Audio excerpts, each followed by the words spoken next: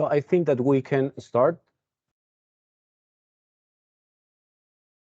Good morning, everyone. Welcome to this masterclass where you will learn insightful concepts on how to integrate the new European Bauhaus principles into the different phases of the design process. My name is Fikri Montiel, a member of the coordination team of the World Partnership Project. The session will be recorded and will be shared with the registered participants afterwards. This masterclass is part of the basic online coaching activities, and we hope you make the most out of it. I encourage you to leave your inquiries in the chat box. The speakers will be happy to address your inquiries at the end of the session. With nothing else to introduce from my side, I'm pleased to introduce Corina Moya, who is project coordinator and head of unit of transfer, impacts and market at ITEX. Hello, Corina. Well, Sigrid, thanks a lot for introducing me. And as Vicky has told you, this session is part of our coaching program, and we have considered of the utmost interest to have the GRC today with us. To explain you more about the new European Bauhaus. You know that the first call of World Partnership Projects has been devoted to this European initiative. And we consider that maybe you have some doubts that you could address to the people from EGRC, Lorenzo and Vera, that are together with us. And I welcome, of course. And then you can learn how to address these important principles to your respective projects in all the phases of the projects, in the design, the implementation, and the business cases you are going to study during these months. So I think the most important is to let them talk. So I give the microphone to Lorenzo to start the presentation. Thank you very much, Lorenzo. Thank you, Corina. Yes, good morning. Thank you. And yeah, Yes, good morning. I yeah. think that's Now, Vera will start for me today. yeah, yes, now, Um, sure. I will share my screen. Do you see it Yeah, we see it. coming up Yes, in screen mode? yes, Yeah, we can see perfect. the Okay. screen. Thank you, Lorenzo. So now I'm pleased to introduce Vera Yeah, Hagen, who is happy to present the first part of the masterclass. Vera is policy analyst at EU Policy Lab of the European Commission. She's an industrial designer working on design for policy at the European Commission. She's applying design methods for new ways of policy making. Her focus is on human-centered design and participatory methods. Vera is currently part of the new European Bauhaus, a creative and transdisciplinary initiative that connects the European Green Deal to our living spaces and experiences. So please join me in welcoming Vera. thank you. And I think we will try to make the presentation with a smooth transition. So maybe we should introduce Lorenzo also now. Otherwise, we have a strange moment. Would that be okay? Good, sure, yeah. Lorenzo is also joining the presentation today. Lorenzo De Simone is policy officer at New European Bauhaus Unit at the Joint Research Center of the European Commission. Lorenzo is an Italian architect with a postgraduate in energy and climate from the University of Antwerp. Before joining the European Commission, Lorenzo worked between Italy and Belgium in the architectural design sectors for 6 years, mostly in the field of urban planning and landscaping.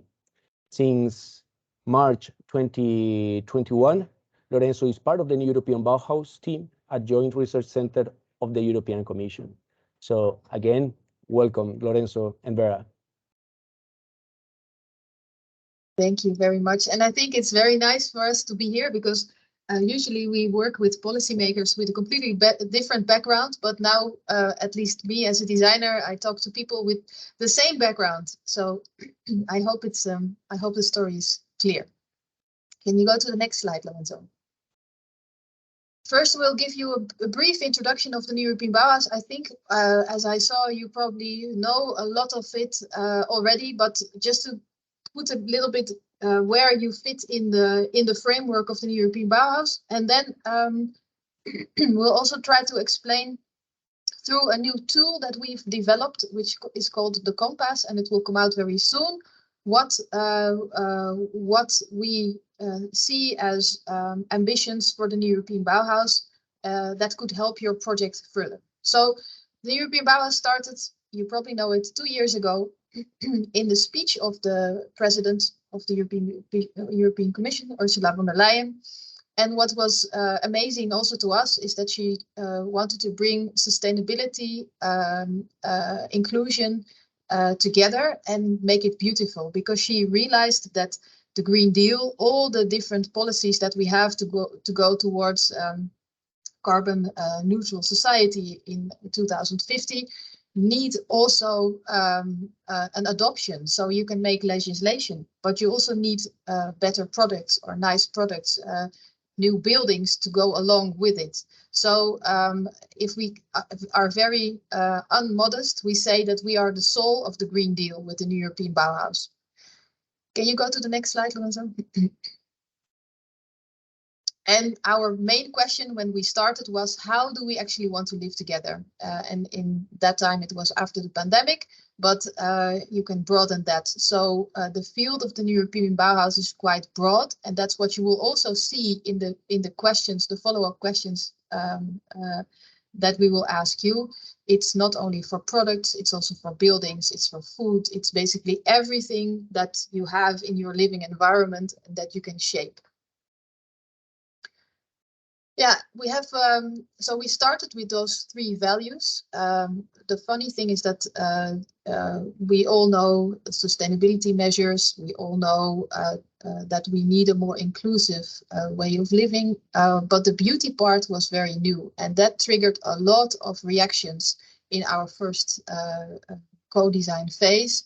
And from that, we got a lot of advice from people who were already working on projects and said, okay, but if that's what you want, bringing those 3 values together, you also need specific ways of working. So attached to the values are also ways of working that are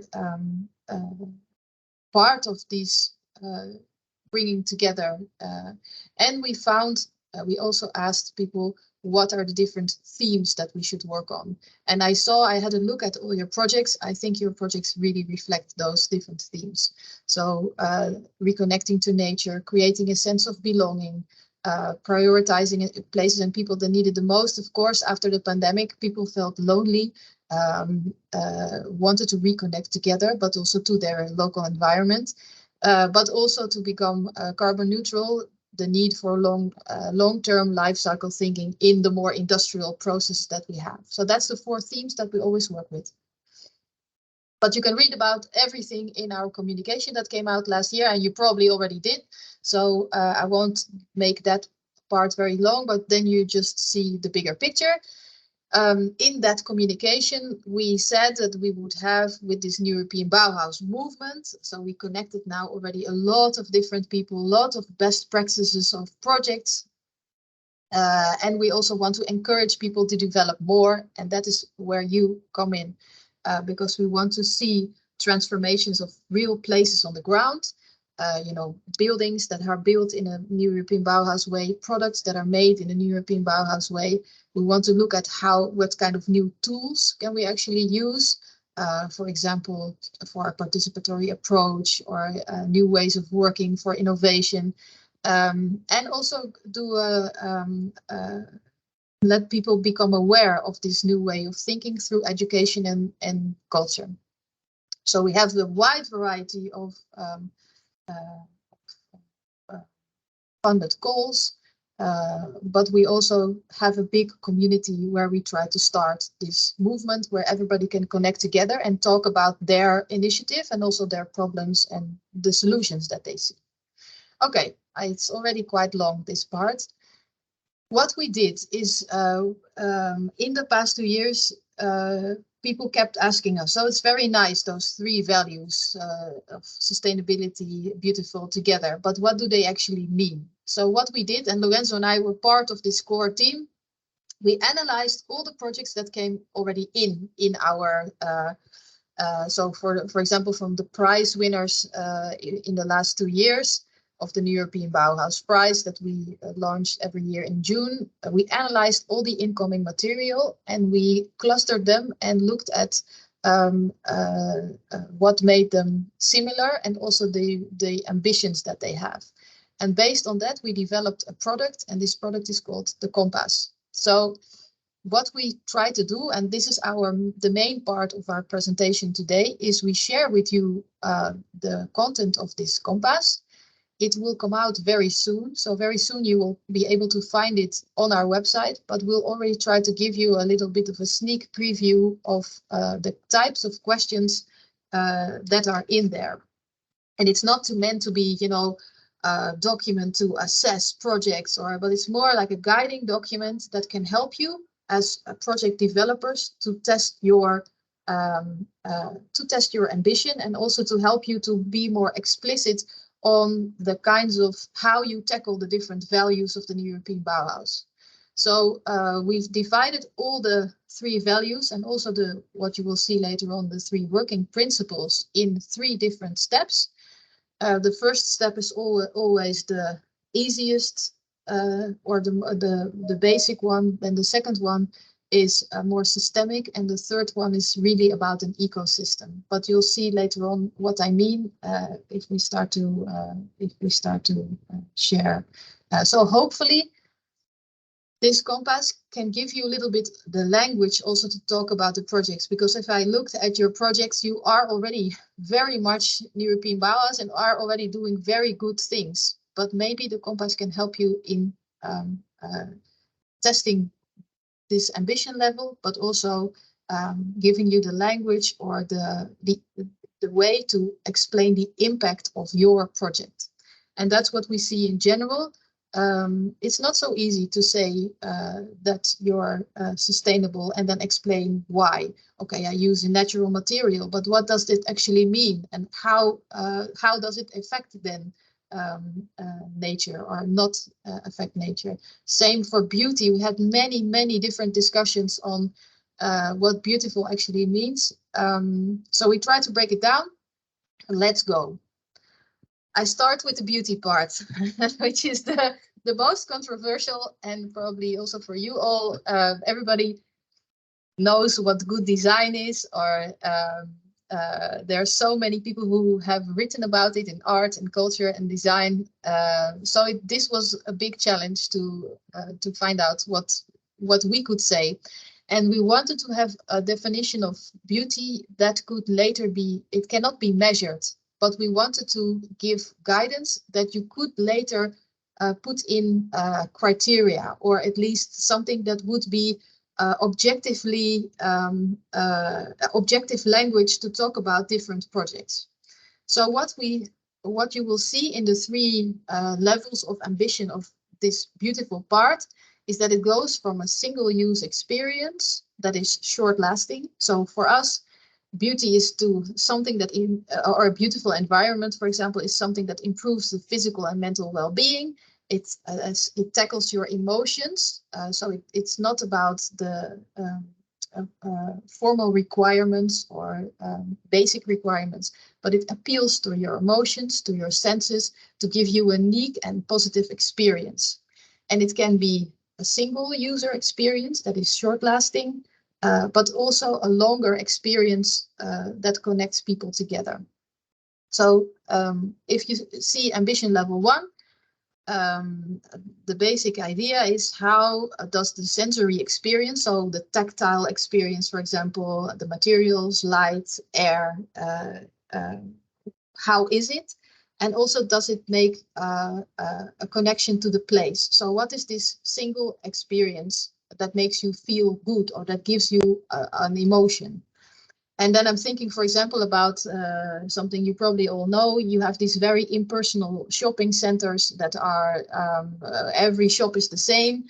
And if you compare that to a shopping center that is in the center of the city, that has old houses in the city, that have different types of shops, it's a completely different experience. While both of them tackle the shopping, but one is impersonal and the other one is much more connected to heritage and the sense of a place. Okay, yeah. No, the number 2. Yes, exactly. So the second one goes a little bit further. So from the single-use experience that is short-lasting to a little bit longer-lasting experience that connects people together. So that gives people a sense of community and gives people opportunities to learn about new ideas, places, and people. And we were jokingly saying to each other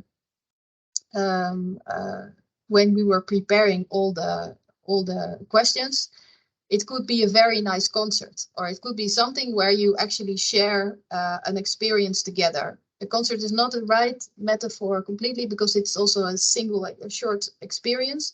But how can you have a more collective experience that brings out meaningful social interactions? So that's the second one. And then the third ambition is the top level of this ambition. How can you give really a sense of community that gives people opportunities to learn about new forms of living, or giving a transformative experience? You know, there are some pieces of art that really have so much impact that they change you for life.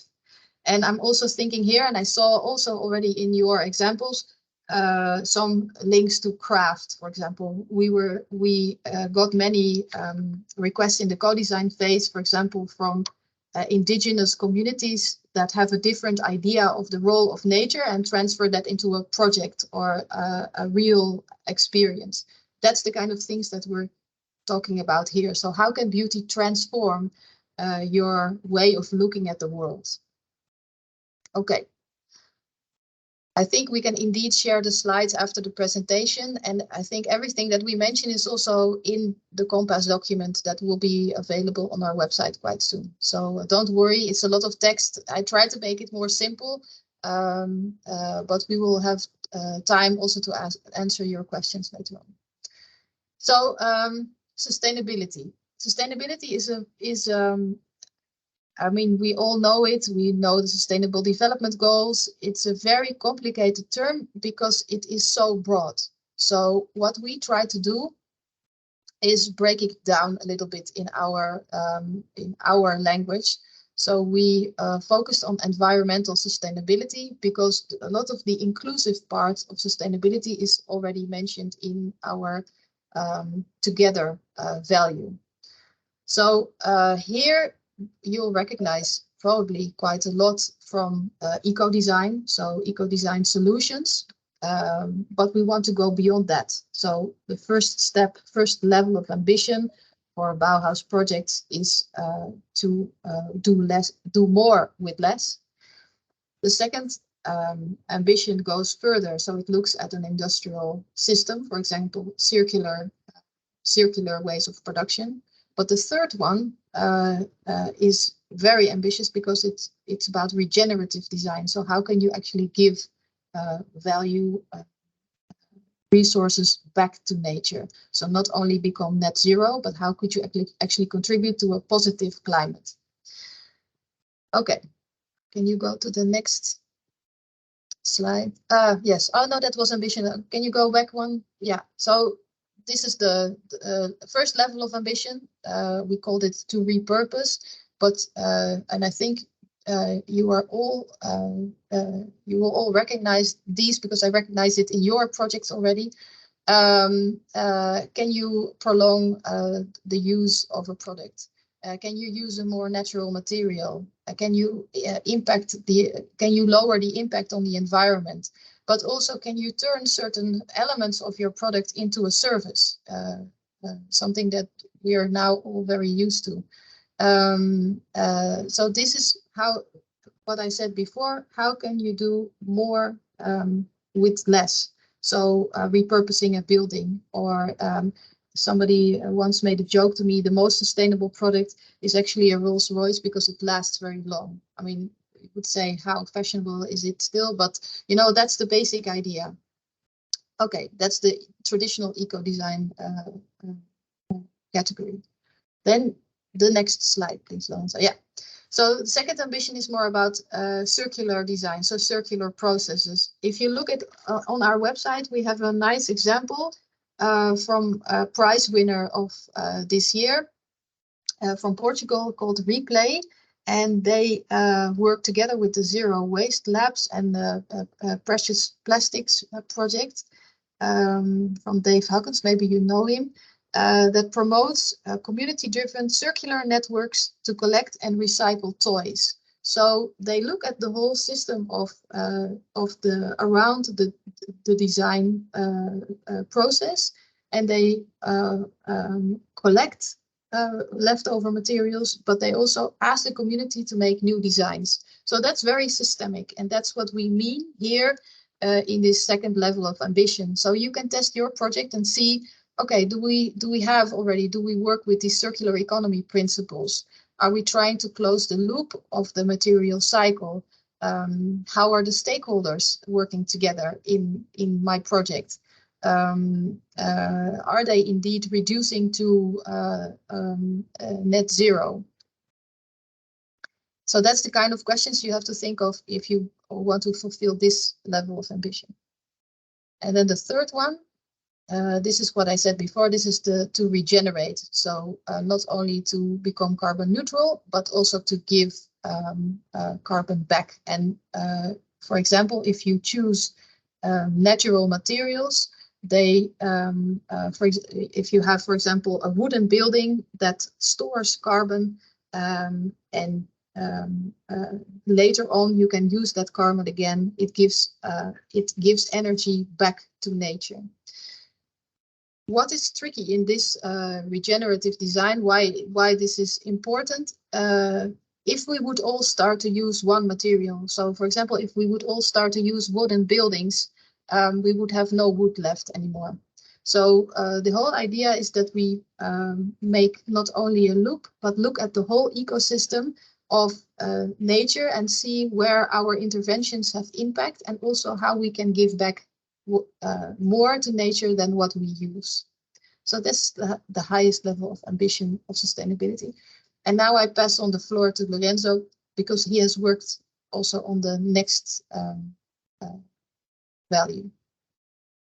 Hi, everyone. I will guide you through the last of the three values of the European Bauhaus, which is called Together. And here we try to insert let's say the dimension of inclusion. So looking at those actions where we valorize diversity, equality, social inclusion, but also design for all. So all those principles that increase accessibility, affordability, but also work on the concept of togetherness, of collective sharing and using of something. So this point is about, for example, combating spatial segregation and isolation, and it's about creating opportunities for people to come together and exchange, but also to support the more vulnerable members of society. So also for the Together part, we have three levels, and I will start with the first one, which is about including. So the first ambition for the European Bauhaus, for European Bauhaus project, would be to work in parallel on the accessibility side. So ensure that a project, for example, a product, an object is physically accessible, but also accessible on other sides, like cognitive aspect, psychological, intellectual, and sensorial. And of course, it's affordable. So it can be also accessed by people that don't have a lot of means. And it needs to be designed in a way that's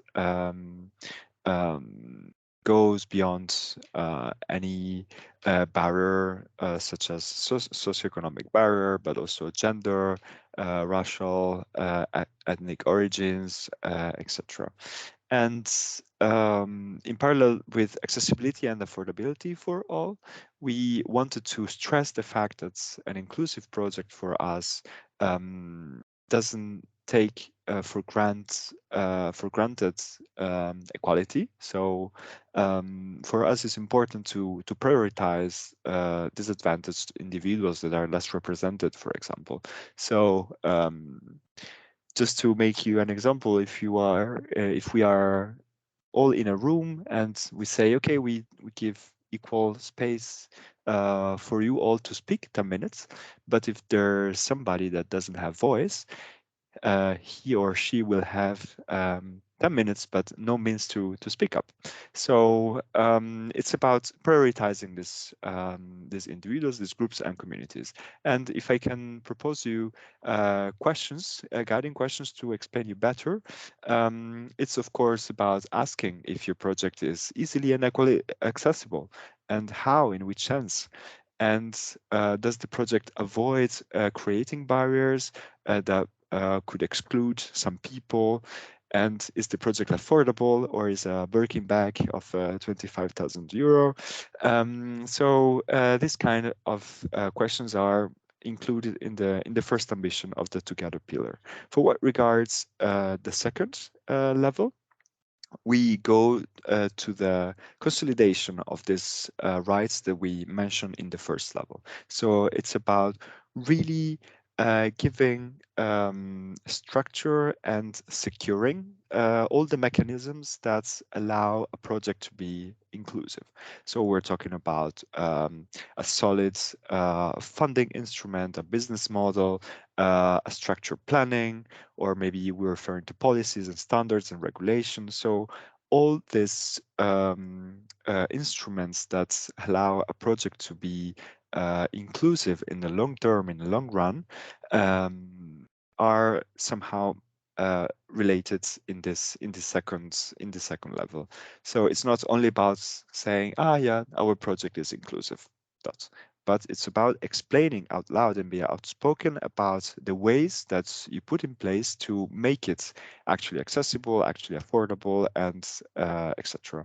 So here you have some questions, as I was presenting before. So it's about asking yourself, is the project can secure social justice? So, for example, relating to health, education, or any other public service. Does the project offer equal resources and opportunities so those in need? So again, it's about structuring and making solid and secure these mechanisms. And on the third level, it's a bit ambitious, of course, but it's about the transformation again. So the project helps to raise awareness on social exclusion, discrimination, and injustice. So it's not only working on the project itself, but tells a story, is exemplary, it's replicable, and it helps to break obsolete social models. So the questions here are quite straightforward. So does the project promote new and inclusive ways of living together? Does the project have this ambition of being radical and breaking unjust mechanisms? All right, so I hope that I convinced you with that. And as Vera was saying before, we always talk about these three values: sustainable, beautiful, together. And we more rarely refer to the ways of working that are not less important. So I would like to guide you now through the three working principles that we set as priorities for the European Bauhaus. And you can read their titles here. It's about the participatory process, the multi-level engagement, and the transdisciplinary approach. And as we did for the value with the three ambitions, I will explain you briefly the next the growing ambitions that we set there. Let me remind you again that, of course, the third ambition, let's say, has the highest value, but already the first one is quite ambitious in itself, and we really didn't want to use the term level, for example, or put a scoring on it. So we wanted to remain also in the way we express this inclusive and not creating silos between one level and the other. So we're just trying to put guiding points that could help your projects grow in the future or in this design stage already. So let me go to the participatory process, which is the first one that we set here. And it's quite self-explanatory in the sense that as the first level, we say that it's about consulting.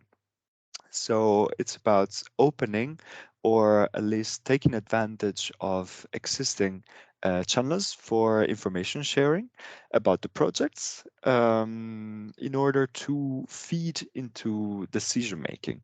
So there is an information flow that is, let's say, static and one-sided. So the information flows from the project owner to its audience and then back. So it's about opening a channel, a communication channel, and from one part and the other, and make it work, let's say. So as possible guiding questions, we have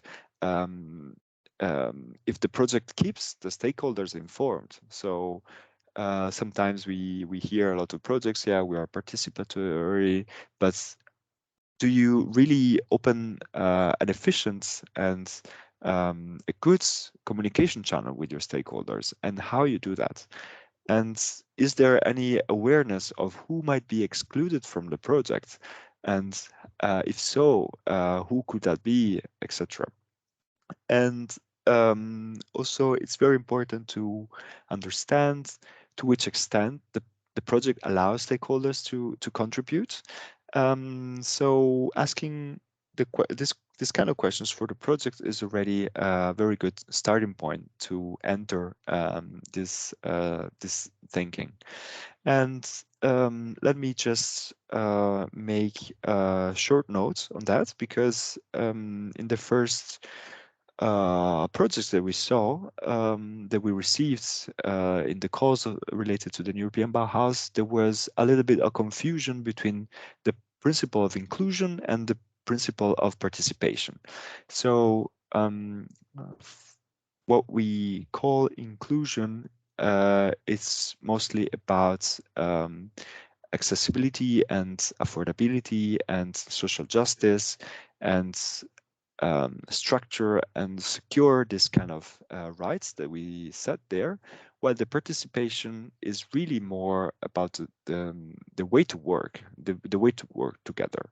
So these two things are, of course, complementary, but somehow separated, and they have their own value. So both are important for the European Bauhaus. One is about the objectives, one is about the way of working. And let me go to the second level of ambition, which is actually the co-developing. So the project doesn't only have an open communication channel, but start really engaging with key partners and advisors to the definition and the co-creation of rules and objectives of the project. So it's about trying to extend the pool of stakeholders, enlarging it, and also actively reaching for those ones that are maybe excluded or unrepresented. And what comes from this thinking is the development of a collaborative action between the stakeholders and the designers, And here the information flow is dynamic, so not only one-sided, but it's continuous, it's dynamic, it's fluid, and the exchanges are, let's say, on an equal foot. So it's about co-developing and eventually co-design. So if we think about possible questions to guide you there, it's about asking yourself if the project process take on stakeholder input and how, and are those affected by the project included in the decision making. So if we are designing something for children, are we talking with children to design that, to make it? And if yes, how do we do that? How could we do it better? And of course, the questions are related to the collaboration with the stakeholders and reaching out for those that are not included in the process, they are less represented, etc. So this is also very important and is also quite ambitious. We recognize as a level because it's not always easy to involve different parties and different interested people in a project. They can be at different level for what regards the technical side of things and the expertise, etc. But for us, it's really important to keep these principles in mind to have an efficient participatory process. And to be even more ambitious, we are going a little bit radical here, but the stakeholders at the third level of ambition don't simply communicate with the others and with the designers, but they really get some kind of power. So they have the possibility to negotiate and engage in trade-offs with power holders at all stages of the project cycle. So it's about empowering community and help them to make decisions and govern the project. So as questions we have if the project empower and sustain grassroots initiatives beyond the project's implementation itself, and if the project aim to allow stakeholders to take ownership of the situation of the project also on a legal side, and if the project is able to give agency to a community, to individuals. So you see, this is the third level for us. Is quite ambitious, but we think that this should be the the the end goal of a project that is really participatory. And let me close here with this first way of working. I will now go into the multi-level engagement.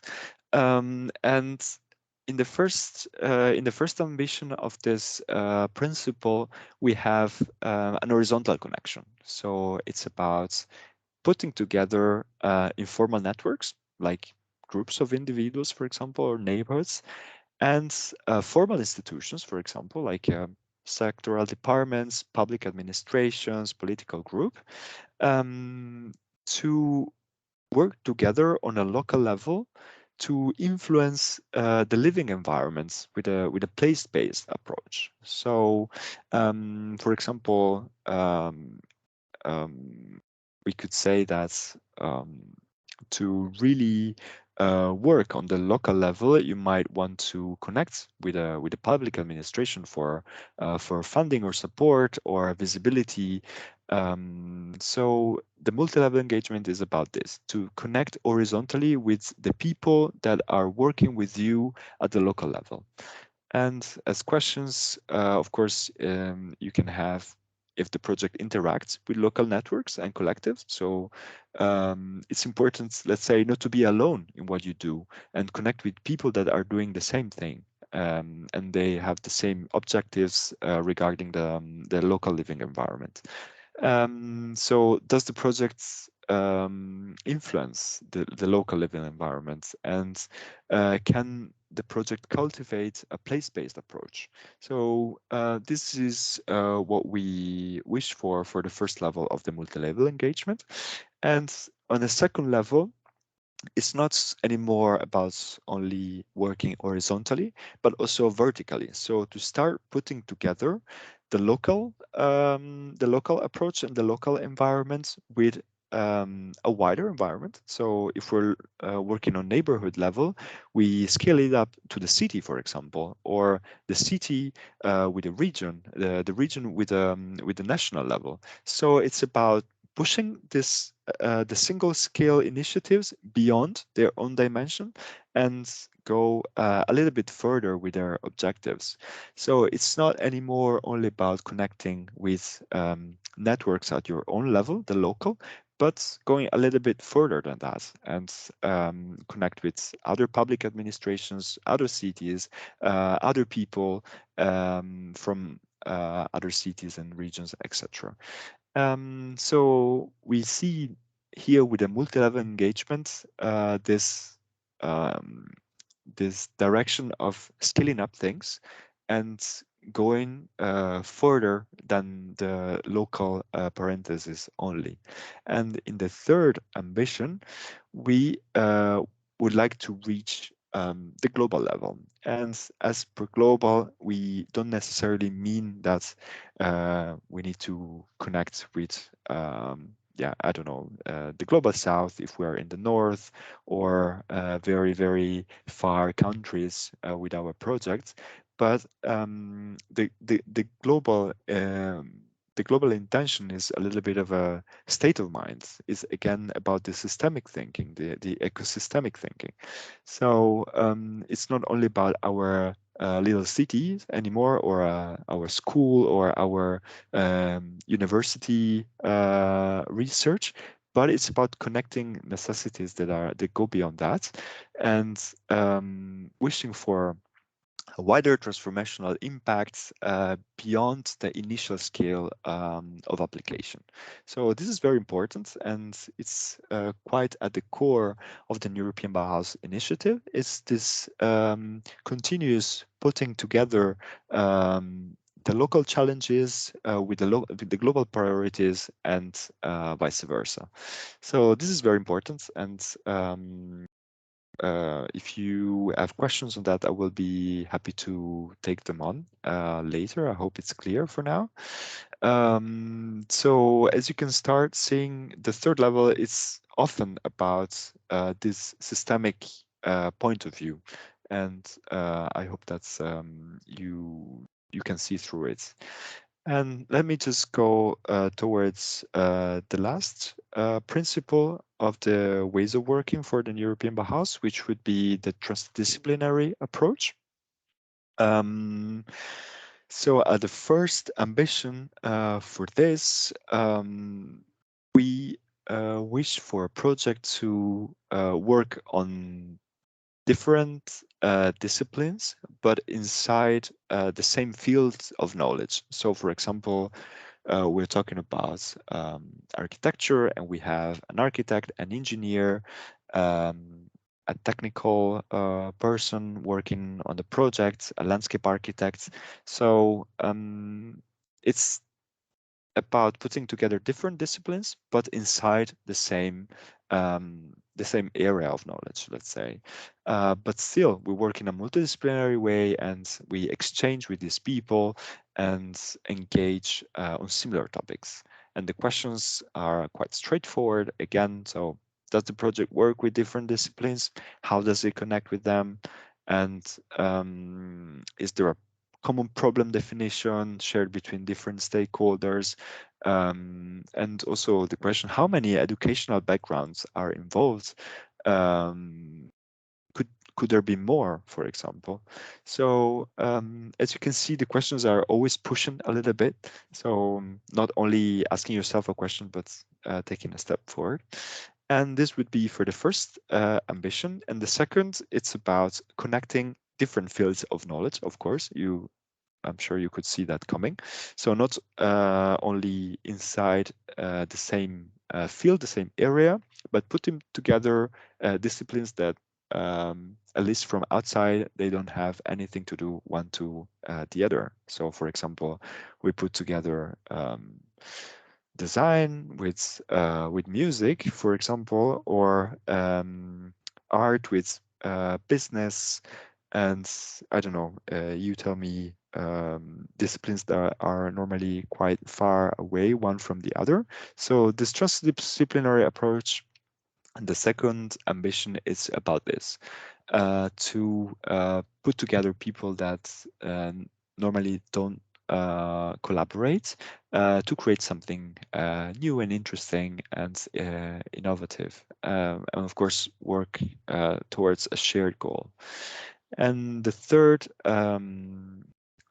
level for the transdisciplinary approach adds up the informal knowledge. So not only the classic academic knowledge, but also the ability to draw on local tradition, for example, crafts, cultural norms and values. So it's not only about really technical and book-related knowledge, but also what is not written, what is into the tradition, in the crafts, etc. So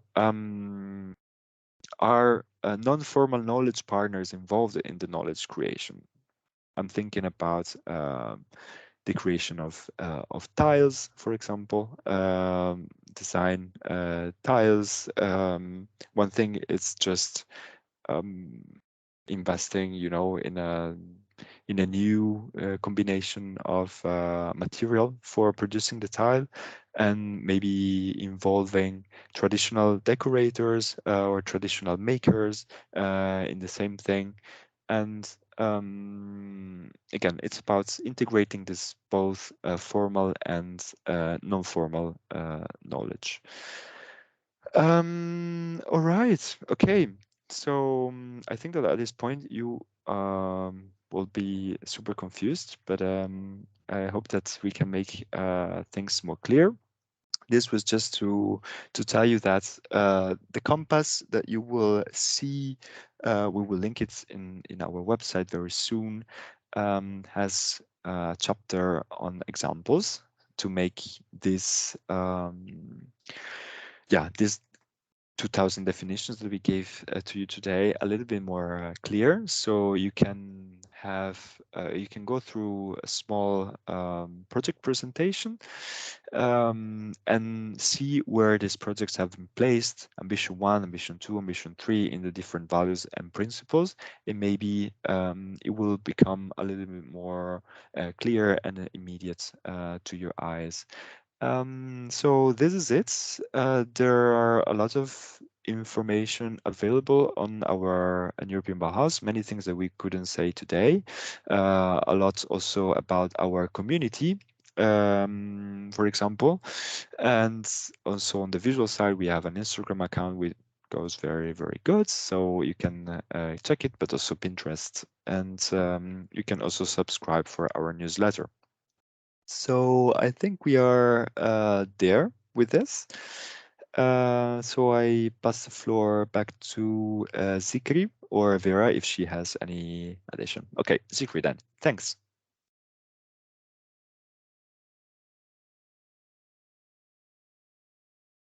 Great. Thank you, Vera. Thank you, Lorenzo, for joining today. Very insightful presentation. So now I encourage the participants to ask any inquiry. So the speakers can have the opportunity to address any of the questions you may have now.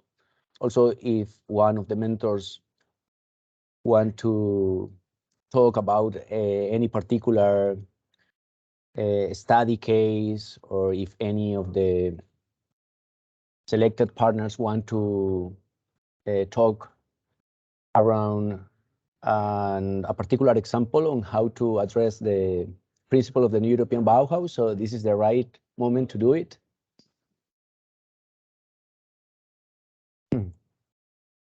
Also, some participants are asking if the presentation material will be available afterwards, Vera and Lorenzo. Yeah, so, for sure. Yeah. Good. Yeah. I hope we didn't scare everybody off.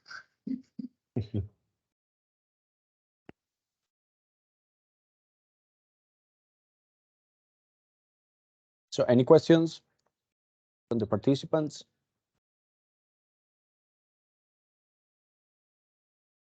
Don't see any questions. Maybe I can explain. Maybe I can say two things. Everything was clear. Okay. Two things that we did not take into account. What you see in the compass is that it's very, it's still quite abstract because we try to tackle end questions for buildings, and questions for public spaces, and questions for products. So some of the principles, some of the questions are maybe less important for you than for others.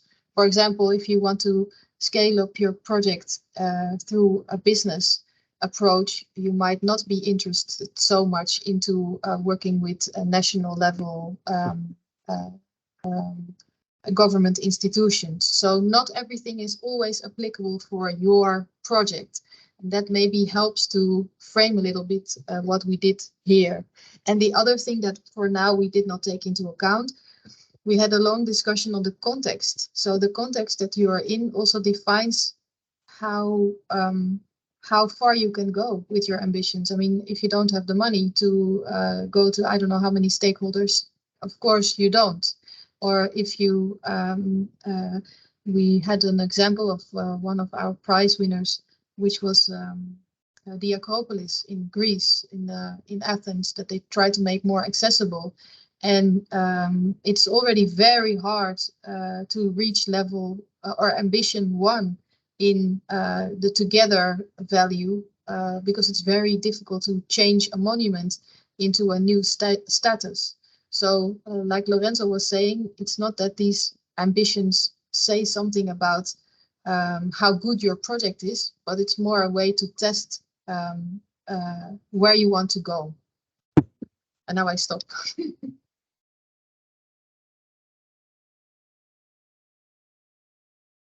Well, I take the profit to put you a question.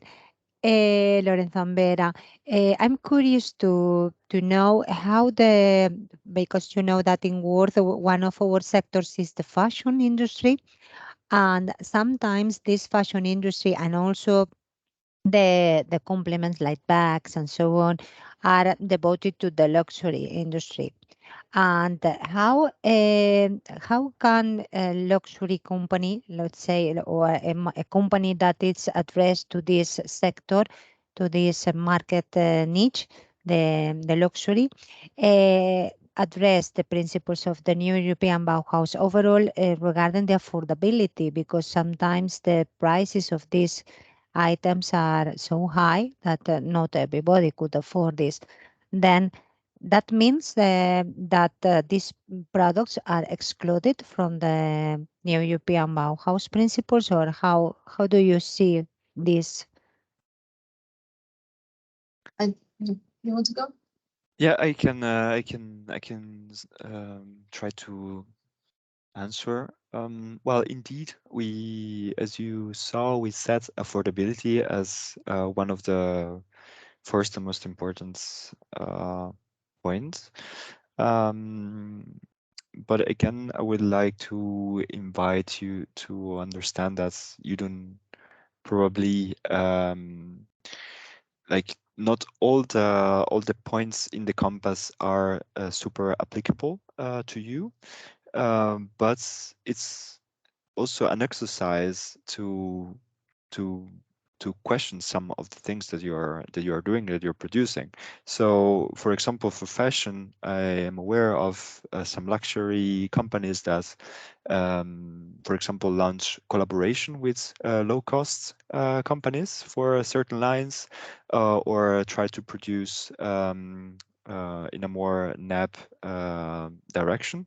So we are not setting defining rules here, but mostly asking yourself, trying to put questions out there and guide the thinking. Vera, what do you think about that? No, I was thinking about the whole discussion around fast fashion and having cheap products all the time, while maybe investing in one longer lasting product is more sustainable in the end. It doesn't solve the affordability issue, but it's a very good question, and I think these are the kind of things that we need to test also in the coming years.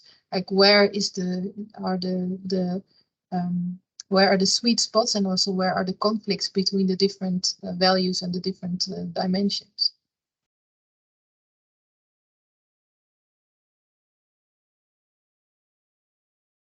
We have a couple of comments from the participant. So the first one, thank you, Vera and Lorenzo, for this qualitative presentation. No questions, and it was pretty clear. It resonates clearly with our own geometric project and ambitions. A lot of things to put in practice. Let's get it works. The second comment, which is actually a question from Zara, will the compass tool be more practical, featuring an actual toolkit as guidance for the designer process? I think, yeah, Lorenzo, yeah, I'll take it, but maybe you can do the second part. Yes, we want to make it into a toolkit because we realize that this is just the first document. It's just a booklet now, and we want to make it more into a toolkit. And what the plan is that later on, it should be turned into a set of labels or assessment tools. But Lorenzo, maybe I give you the floor and you can explain a little bit more about that. But that takes a lot of time. Yeah, indeed. Just complementing that, we are indeed looking into ways to make this compass a little bit more approachable and accessible, and also more immediate, let's say.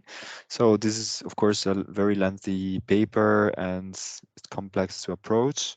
So we hope that with a tool maybe, or an interactive online page, will get a little bit more approachable for everybody. So we're working on it, and keep in touch for that. Okay, great. So if there are no more questions from the participants, so thank you again, everyone, for joining today. I hope you find these concepts relevant and applicable to the design phase your project is going through. I don't want to say goodbye without informing you that the Word project is now open for applications, so help us spread the word of it among your contacts and invite your connections to take a part of the new Call of Worth, the Europe's largest incubation program for creatives. So again, the session was recorded, so I will be happy to share the recordings and the presentation material afterwards. So thank you, Lorenzo and Vera, for taking the time to be with us in this training today. So happy Thursday. Goodbye. Thank you. Thank you. Bye-bye. Bye.